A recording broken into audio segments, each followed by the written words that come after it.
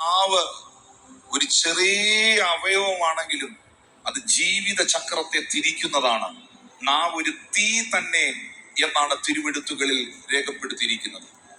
എന്റെ അധരം സമർത്ഥനായ ലേഖകന്റെ ഒരു എഴുത്തുകോൽ പോലെയാണ് എന്നാണ് സങ്കീർത്തനത്തിൽ എഴുതിയിരിക്കുന്നത്.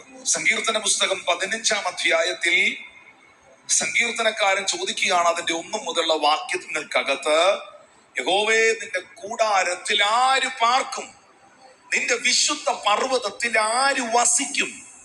മറുപടി, നിഷ്കളങ്കനായി നടന്ന് നീതി പ്രവർത്തിക്കുകയും ഹൃദയപൂർവം സത്യം സംസാരിക്കുകയും ചെയ്യുന്നവൻ, നാവ് കൊണ്ട് കള്ളത്തരം പറയാതെ, കുരുള പറയാതെ, തന്റെ കൂട്ടുകാരന് ദോഷം ചെയ്യാതെ, കൂട്ടുകാരന് അപമാനം വരുത്താതെ ഇരിക്കുന്നവൻ. നാവ് കൊണ്ട് നേര് സംസാരിക്കണം.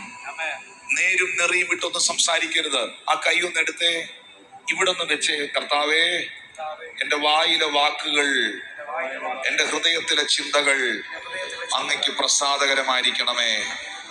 ഭോഷ്ക് പറയാതെ, വ്യാജം സംസാരിക്കാതെ, അവിടുത്തെ എന്റെ അധരത്തെ അവിടുത്തെ പരിശുദ്ധ രക്തത്താൽ ശുദ്ധീകരിക്കണമേ. ആമേൻ.